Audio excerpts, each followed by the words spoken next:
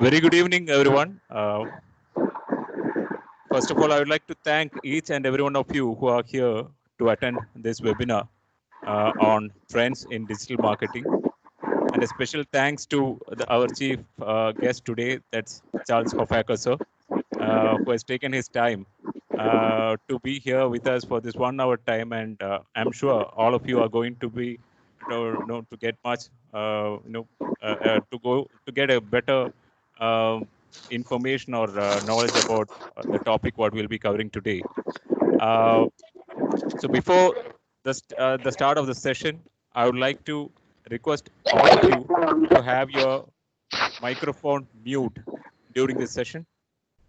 And in case if you have any questions in between, you can chat in your questions on the chat box. Towards the end of the session, we will try to answer your queries. That is towards the end of the session. But till that time, we humbly request you to keep your microphone on mute. Also, towards the end of the session, we will be sharing an feedback form also with you. So it would be nice to get your feedback on the whole session. So before wasting much time, I would request our Associate Dean, Kishore sir, is also with us. Kishore Pillai sir, can you just introduce Charles Hofacker sir to all of us? Hello. Hello. Hello. Am I okay? Yeah. Hello, everyone. It's my pleasure and honor to welcome Professor Charles Hofacker to the Distinguished Speaker Webinar Series of Amrita School of Business, Amrita Vishwavidyapitham.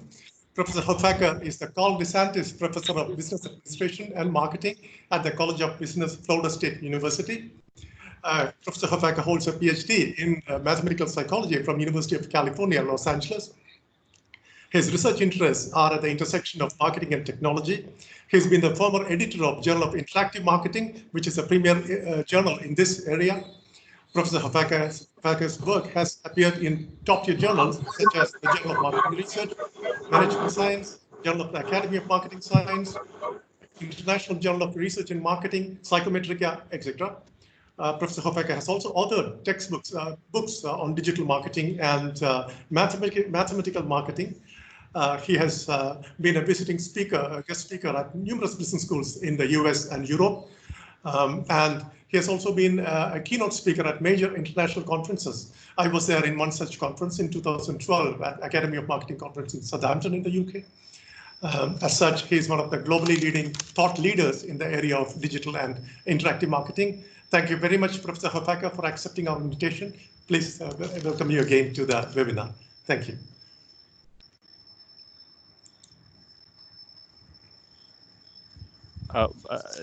Sorry to interrupt, Charles sir. I think your microphone is on mute. So this will work a little better now. Thank you for telling. Yes. Yes, thank you, Dr. Pillai, for that great introduction. I really appreciate that, and I also want to just mention that I've had the pleasure to publish more than one paper with Dr. Pillai, and he's given me great ideas over the years as time has gone by. We've known each other for quite a while now. I think it has to be measured in multiple decades. And we've worked together over those years, and this is the least I could do, and I'm really looking forward to this. And my plan is to share my screen in about a minute, and then I'll probably turn off my camera for that time period while I'm showing some slides.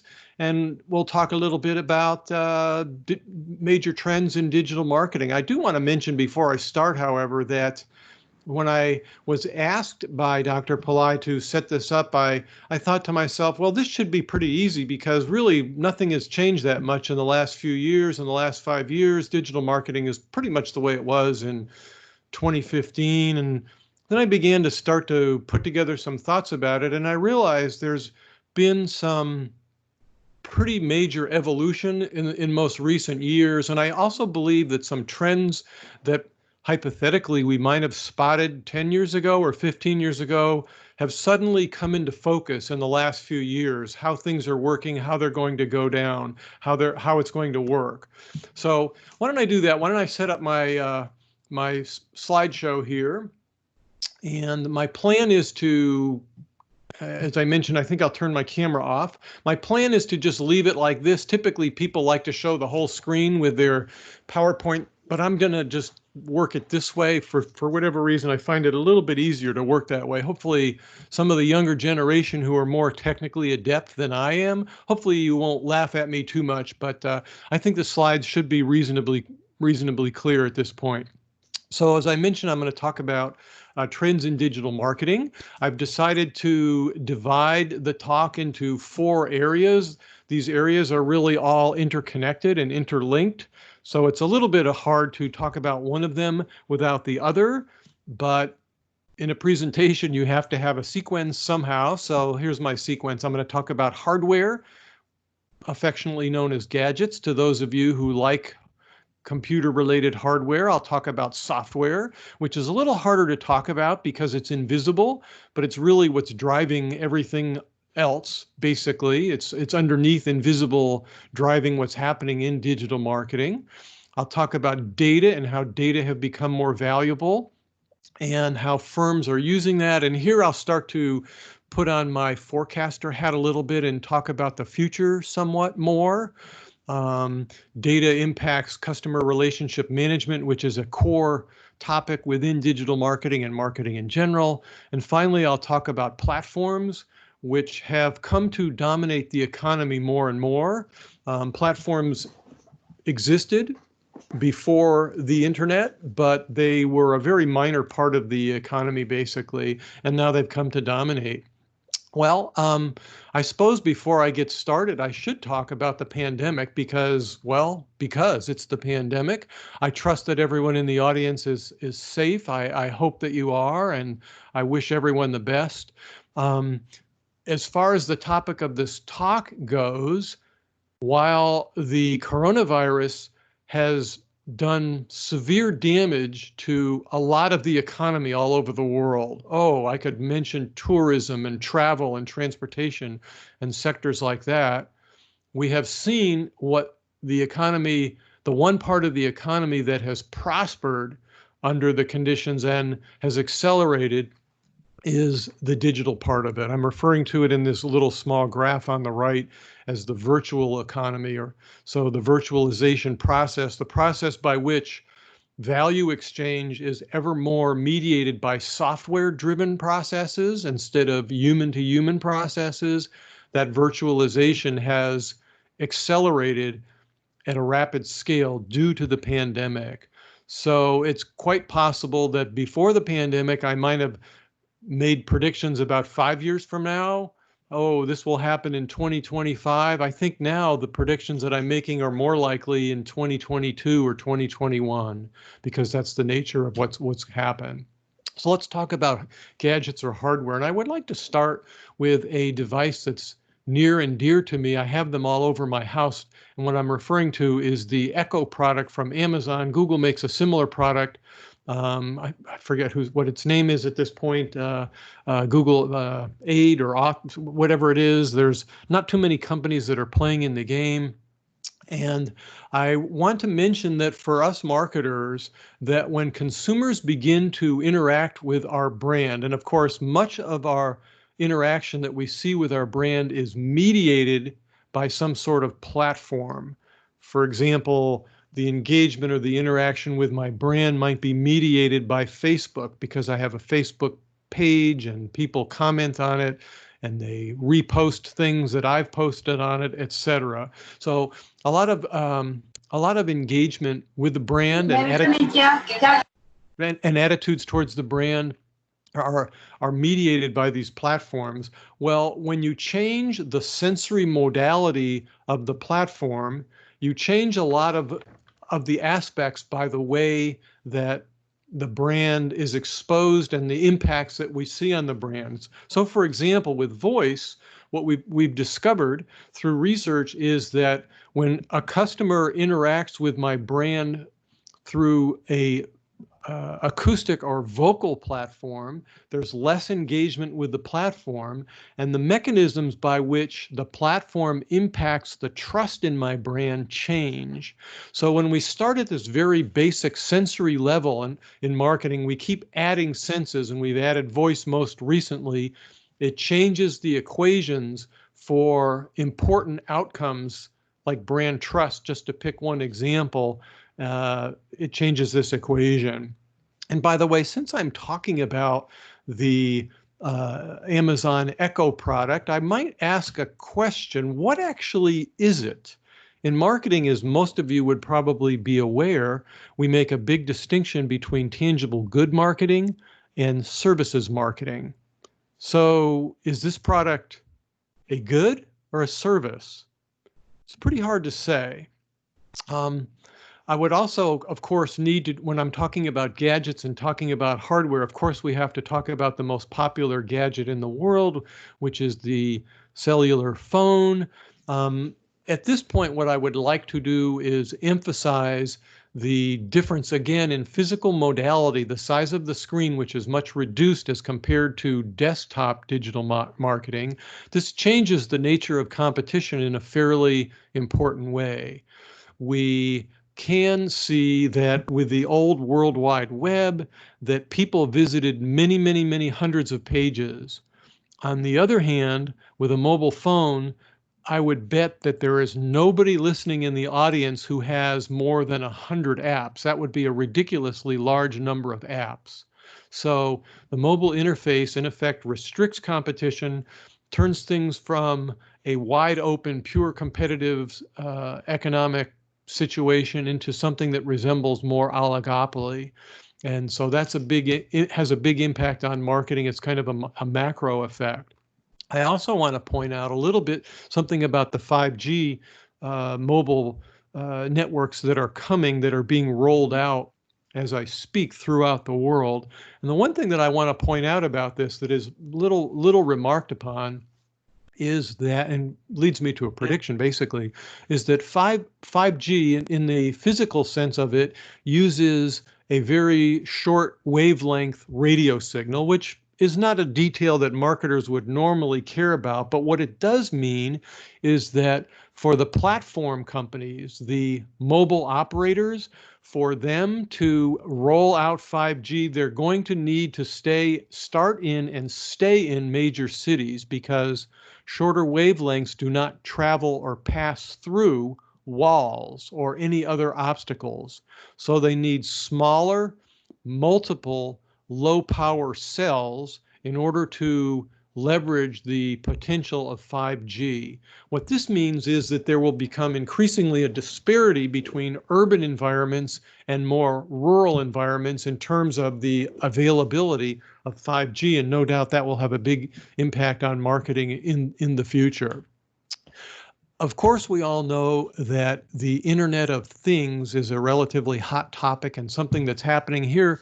Here is a partial list of products that might be classified as of things that are on the internet, including speakers, which of course I have my Sonos speakers that I adore. I don't have a lawnmower that's on the Internet of Things, but I do have a vacuum cleaner, my refrigerator, not so much. But anyway, we're looking through this and we can see why the Internet of Things is so popular, because more and more types of devices are being connected to it. And I would ask you the question at this point, what actually is in them that makes them different from normal things? And the answer, of course, is software. The Internet of Things in some ways is a mislabel. What's really happening, and let me back up a slide again, is that our speakers and our smoke detectors and our cookware and even our pets have embedded software in them. And that's what makes them smart, and that's what makes them more useful than ordinary objects. And software plays a very important role in that it's the hinge of what's happening in the economy, right? Software is what allows an intangible object like an Amazon Echo to become something more lifelike. Conversely, software allows the life of labor to be extended and to be stored. So in effect, what software is stored labor. Ordinarily, we think of labor as being perishable. In services, we talk about employee labor as being perishable. If my employee is not cutting somebody's hair, then that's basically a wasted resource. Whereas with software, we can convert live labor into something that's more like a thing that can be stored on a shelf. And conversely, we can take something that is a thing like an Echo from Amazon and turn it into something that's alive. So at some level, software exists perfectly in between tangible goods and intangible services and allows for connections between those. The average car in 2020 now has more than 100 million lines of code in it. So software being invisible has invaded all of human activity and without our really noticing it. Of course, managing software for a marketer. So in effect, what I'm proposing or what I'm highlighting here is that even for a manager of something that is relatively a tangible object like an automobile brand, we're selling cars, right? They have wheels, they have engines. Well, basically a car in 2020 is a computer with 4 wheels. And the marketing of software tends to be quite a bit different than the marketing of either tangible goods or the marketing of services due to some factors that I'll talk about later, including the notion of scale, which does not really exist in the physical world, whether that be a tangible good or an intangible service. So that's an important trend.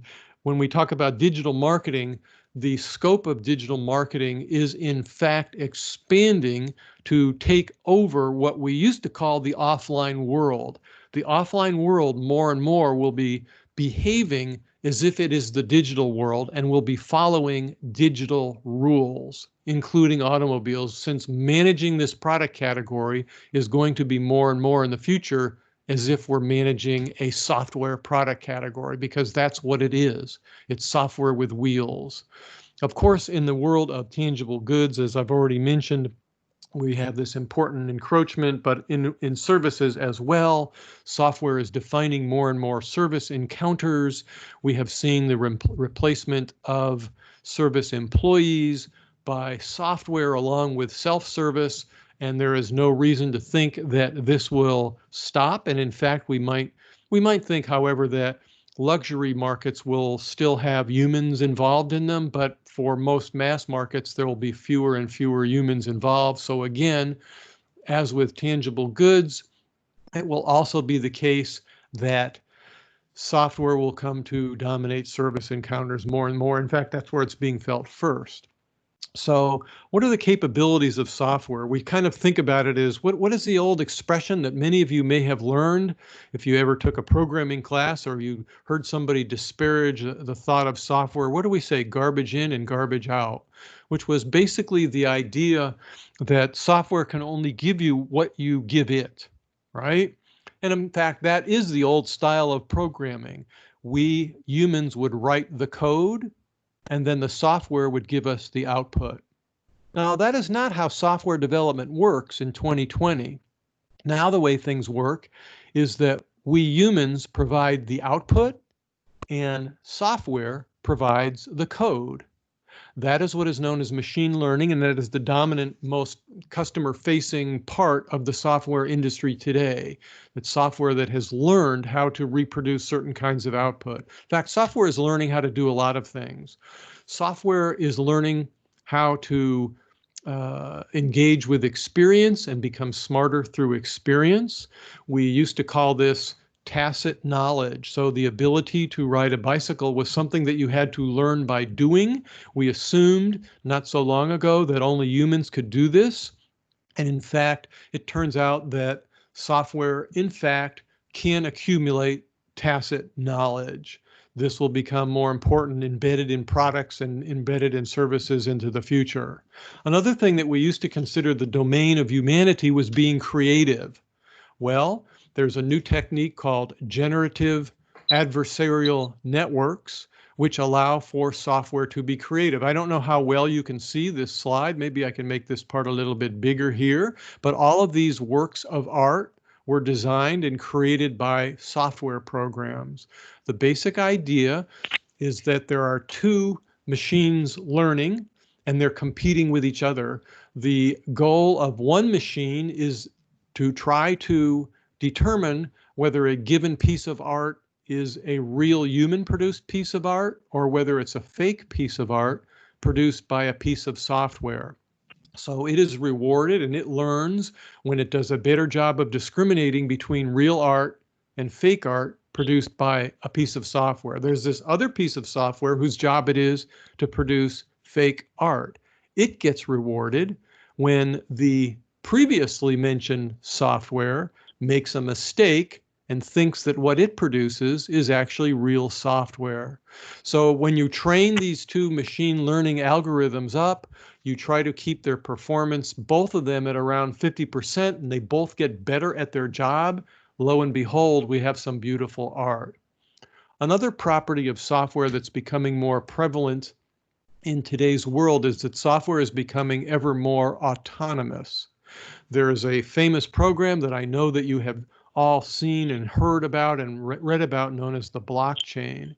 And the important aspect in my view, which is especially important contemplating trends in, well, I say digital marketing, but really all of marketing, is that the blockchain is utterly and completely autonomous.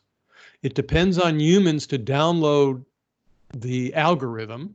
That much is true. Users download the algorithm, and there's platforms that have been built around it to facilitate this downloading process and the use of it. But basically, nobody owns it. In fact, nobody knows who actually invented it or created the famous Bitcoin, which is the primary example of blockchain that we're all aware of. But in general, what the blockchain allows for is automated and complex value exchange that works without human intervention. And in effect, what we have is the blockchain released into the wild, and now it is reproducing and creating value exchange. If it produces value for people, then it reproduces basically. People like it and they download it. If it doesn't, then it dies. So we've talked about some properties of software, including ability to learn from experience, ability to be creative, ability to be autonomous. The other one, of course, is that it's becoming more intelligent. And so as software becomes intelligent, we're saying that it becomes more capable. I think it would be appropriate for me to briefly talk about the state of the art in machine intelligence, at least as it faces as it produces value production with customer-facing processes. Basically, the state of the art of machine learning has to do with prediction, right? We're trying to predict what customers will like, what they will do. So we have famous examples where computers will be able more and more and are able more and more to decide whether a consumer would tag an image like the top one with the word cat. They might decide better and better whether a particular word that is spoken to an Echo or spoken to the Google Assistant would be the word hello. Of course, there's another example where we have an example with the game of Go. Will a particular move, can the machine predict whether making a particular move will make winning more likely? I want to give a shout out to a particular book, Agarwal, Gans, and Goldfarb, who have a book called Prediction Machines, which is at this point only a couple of years old, not too old, and that really talks about this idea. For any of you who maybe had a course in decision science or in management science or operations research, you might remember these decision trees. And I want to specify precisely what it is that machine learning is able to do. So the notion of a decision tree is that there is some random event that may arrive or may not arrive. It may rain, it may be sunny. A consumer credit card may have been stolen. It may not have been stolen. Just to pick two examples, a third example, a consumer may cash in a coupon. A consumer might not cash in that coupon. And we have a decision space from which we're choosing. In this particular case, there's two possible decisions, A versus B. A might be deny the credit card charge, and B might be accept the credit card charge. So there's four possibilities, depending on the actual event, which we don't know, which is probabilistic, and then depending on what we do, there would be some outcome. For those of you for whom this has happened, if the credit card company decides that your card has been stolen and you go to use it and it says no, it makes decision A, the outcome can be very, very upsetting for the customer. Well, back to my main story, which is where does machine intelligence, what is it doing? It's basically working at the level of the event probabilities. That's what it's getting better at. At the moment, humans are better at calculating the outcome, which may be in terms of a currency, like a rupee value, plus 30, minus 80, plus 1,000, minus 2,000, numbers like that, or it could be in something more abstract like utility. In any case, computers and the software that underlies them, of course, invisibly, are getting better at making these predictions, which leads me to talking about data, because data are needed to do predictions. Unlike human children who can learn from a relatively small number of data points, computers at this point still seem to need very large numbers of data points. Excuse me. Which leads me to an observation that occurred in the economy in the case of Amazon 25 years ago, in the case of Google, maybe closer to, at this point, 15 years ago. And I ask a couple of hypothetical questions here. Why books? Why was Amazon a bookstore? Well, I'll tell you. Jeff Bezos admitted in an interview a number of years ago that he began with books because he wanted the kind of data that he could collect from people who like books. Why did Google buy what became Google Voice? They wanted the data from voicemail, which it could then use to learn how to transcribe or understand voicemail and turn it into text. What this suggests is that the transactions that we humans generate are certainly important and certainly valuable, but almost more valuable is the data that gets generated from our transactions, from our value exchanges. These have an important value in and of themselves. Presumably, with enough information, potentially a machine software might be able to predict very broad general aspects about customers, broad social trends, but this is relatively hypothetical. Let's talk a little bit more specific and get a little bit more concrete. This I don't think will happen by 2022, that we'll be able to figure out, figure out in 2030 what the broad social trends will be. However, one of the things that is near and dear to marketing hearts is the notion of customer lifetime value, right? In some sense, this has become the dominant marketing outcome at which marketers are focused. We used to think about profit. Now we think about the present value of profit. And we often cared about paper and pencil surveys. Now we think about this customer lifetime value as the ultimate outcome. It is our baby as marketers, as I like to say, right? It's the one thing that we are the custodians of. Our job is to grow it, right? I've given you the definition here. It's the expected present value of the net revenue stream of a customer. In other words, future profit stream from a particular customer. If we pool this across all of our customers, we call it customer equity, which would be the sum of the expected present values of the net revenue stream. Well, why am I talking about this? I want to draw your attention to the word expected, which is about barely different from the word predicted. In fact, it is a prediction because it's dealing with the future. So here we have customer lifetime value, and here we have loads and loads of data, and we have the perfect mechanism by which we can train up prediction machines to predict who is a good customer and who is a bad customer.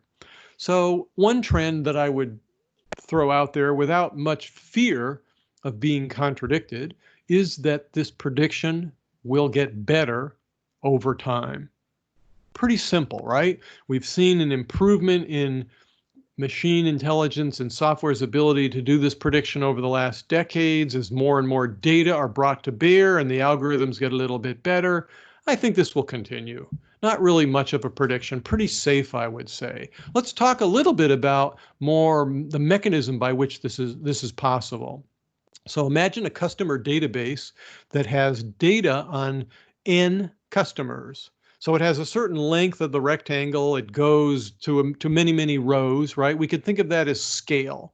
The more scale that we have, the more customers that we have, the better learning opportunities, and thereby the better prediction from software.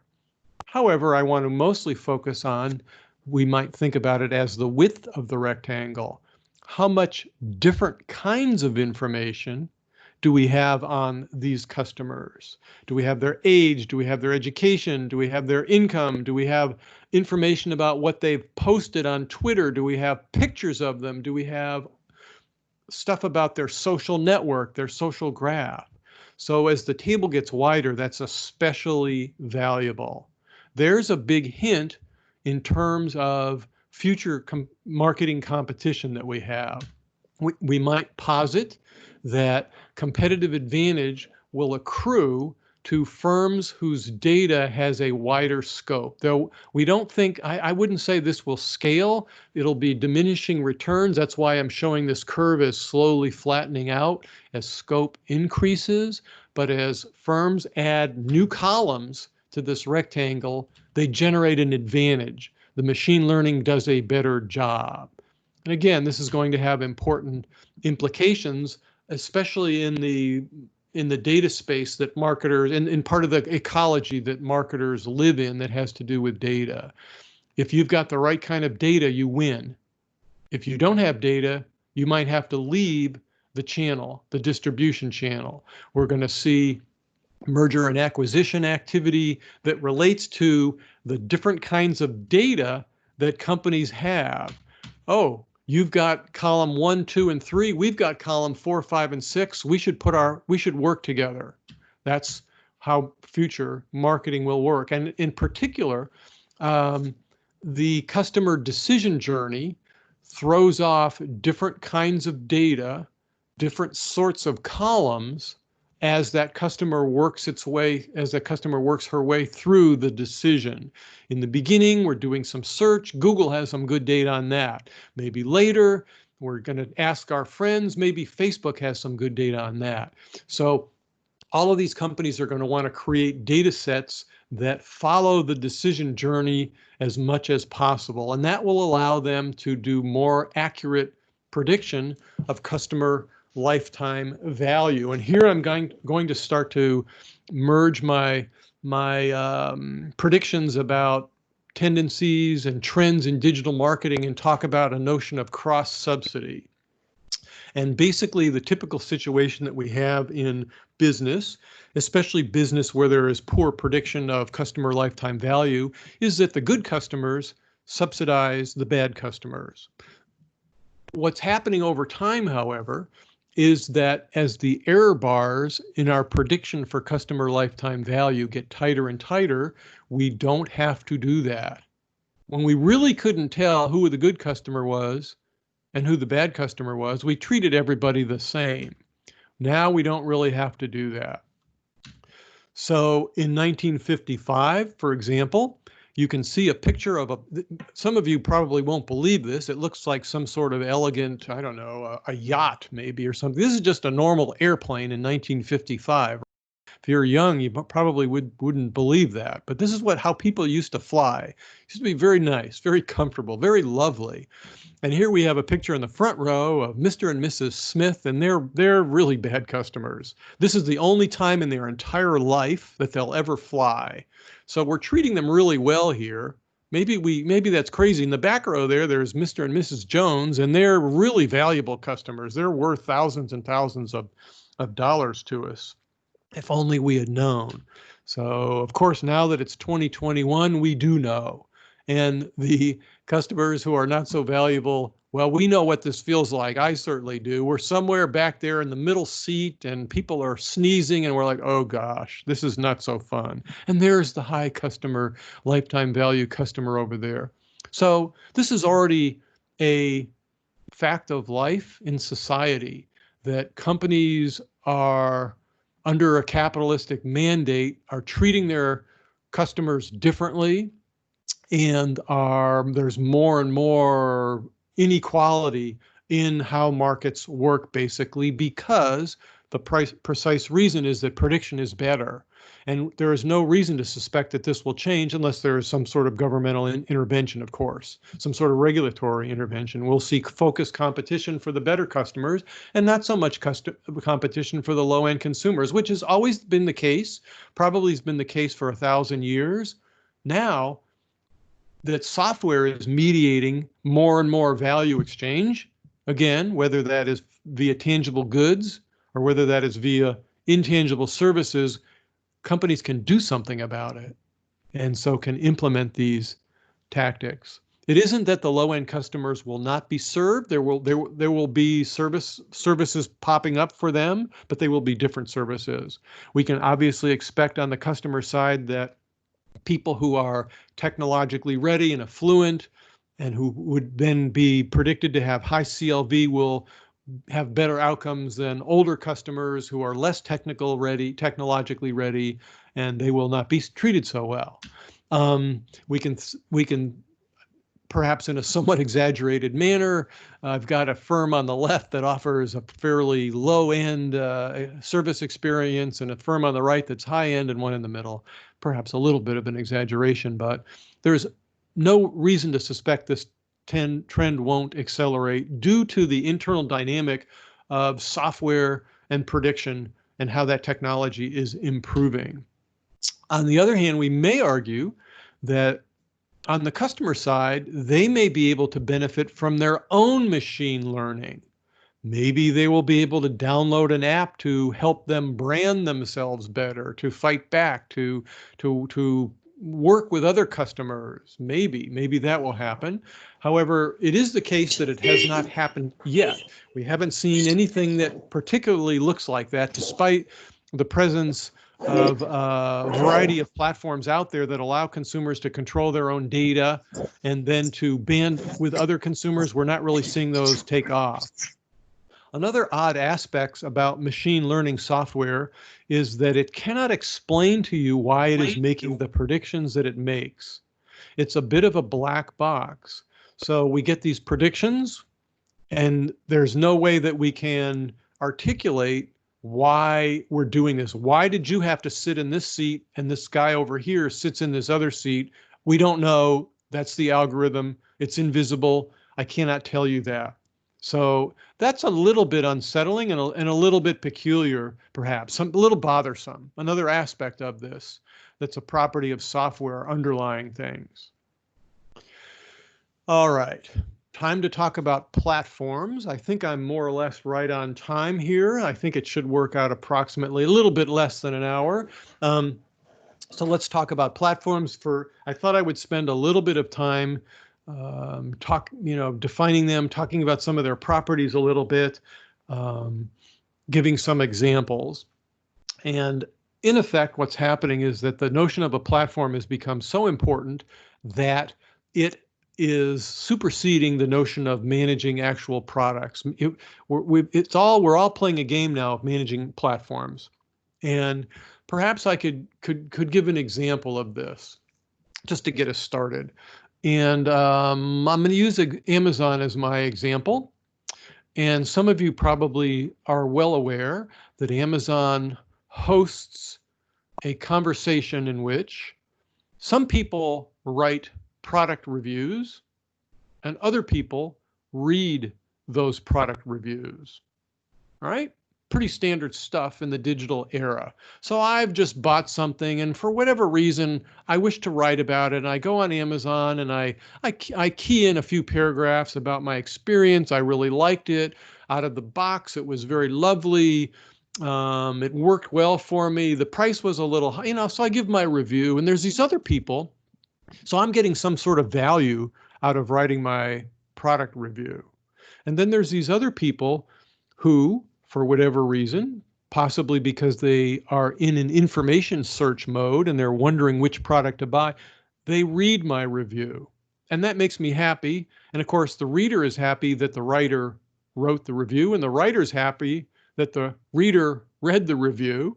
And there's this little platform, there's an exchange going on hosted by Amazon. It's not Amazon's main business. Amazon's main business is I sell you the product and you give me some money. That's the main value exchange, but it's hosting this other platform in order to create a different kind of value exchange which supports its main value exchange. That's just a typical example. We have readers and writers. It could be that they're not really two separate groups, that everybody writes a review once in a while and everybody reads a review once in a while, or maybe they're two separate groups. It's a little unclear in that case. So in a way, a platform doesn't create value exchange, it hosts it. Amazon is not creating the reviews, the consumer is creating the reviews. Amazon is merely providing a software platform that allows the value exchange to happen. All right. So companies, and let me repeat myself, companies have gone from primarily managing a product for which they receive cash money or, some kind of money and that kind of value exchange. They've gone from that to managing platforms in which the customers themselves produce the value. It's that part of the economy is getting bigger and bigger. We should not be blind to the fact that most of that value exchange does not involve the exchange of money. Money is not part of that. There's another economy that's occurring that value is exchanged without the change of hands of money. One of the key things that we need to talk about whenever we talk about a platform, and again, as I mentioned, platforms are becoming dominant. If you look at the top 5, top 8 companies, at least in the New York Stock Exchange, and I can't speak to all the exchanges throughout the world, you will see that almost all of them are platform companies. Google, your Facebooks, your Amazon, which I pointed out is really a platform. It's almost closer to being a landlord for other retailers at this point. Apple is basically a platform company. Its main product is its ecology. It does sell hardware. Most of its money comes from hardware, but really what it does is it allows for program writers and program users to meet on its platform, i.e. the Mac or the Apple iPhone, right? So more and more of the economy is a platform economy. Sidedness is a key aspect of a platform. And the telephone is a classic example of a one-sided platform in which sometimes we make a call, sometimes we receive a call, but it's all the same. We're all one big group versus credit cards, which is an example of a two-sided platform. We have consumers and we have stores. Both of them use the platform, but in different ways, and they don't normally change sides. If I'm a consumer, I don't normally become a store. Not too often. Anyway, so we can think of that as having two distinct sides. And of course, managing this complexity is something that only software could do. There were platforms before, and my two examples are a hallmark of that. Of course, credit cards did not really exist in a practical sense until computerization in the back office. The telephone is a very simple example of a computer, basically a connection device. And auctions, which are another form of platform, only existed in small scale in the physical world until the internet, and now they're a huge part of things. Platforms and software markets in general are characterized by externalities. What I mean by that is and this is an economics term, a benefit that is accrued to a person in an exchange that they neither pay for nor they pay a cost. They neither pay for, they don't pay for it, but they get a benefit anyway, or it's a cost that they have nothing to do with. So, for example, with Skype, I'll pick as my example here, Skype is more valuable to me if there are more Skype users. That's an externality, right? It's a value produced by the other users. It's external to the main exchange that I am doing with Skype Inc., which is now, of course, bought by Microsoft. It's probably a bad example because rumor in Silicon Valley is they're getting rid of it. A two-sided platform, and I'll use Uber as my example. The externalities are a little bit more complicated, and thereby the marketing becomes a little bit more complicated. So if I'm a passenger, I am best served if there are not so many other passengers around to compete with me. But it would be great if there were a lot of drivers around, then I could pick and choose and the price for my ride will be relatively low. So my group, the size of that group has a negative externality. The size of the other group has a positive externality.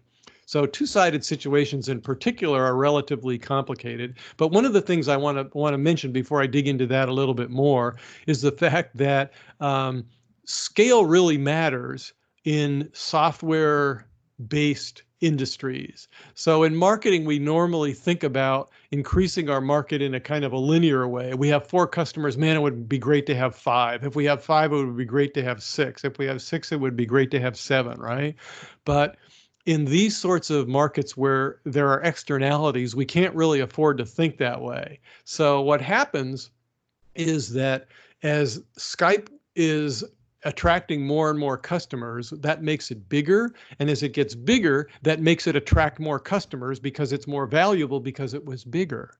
So what happens in these markets is often winner take all types of outcomes.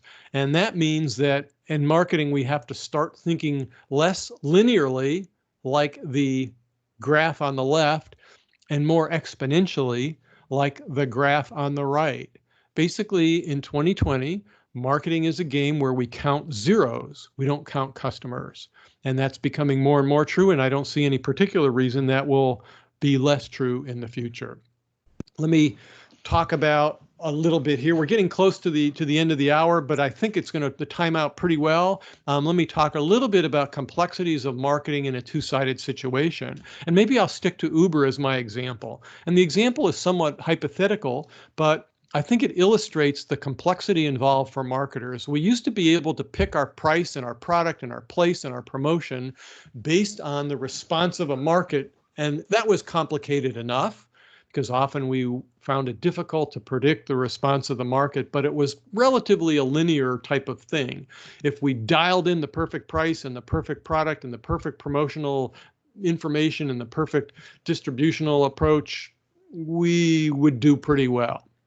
Let's think a little bit in terms of managing platforms, however, especially two-sided platforms. Like I'm Uber and I've got a platform going, or I'm Amazon and I'm trying to somehow balance the interests of the review writers and the review readers. Or with Uber, the balancing act between the two sides has to do with drivers and passengers, right?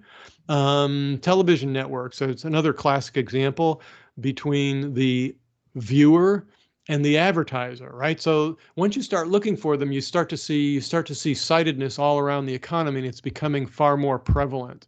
Anyway, hypothetically, let's imagine that I'm making a marketing decision between garnet and gold, 2 colors that happen to be near and dear to my heart. It turns out that the drivers like garnet more than gold. Okay, I've learned something. Now I do a little more marketing research. Oh, it turns out that the passengers like gold more than garnet. So what do I do? How do I build the platform?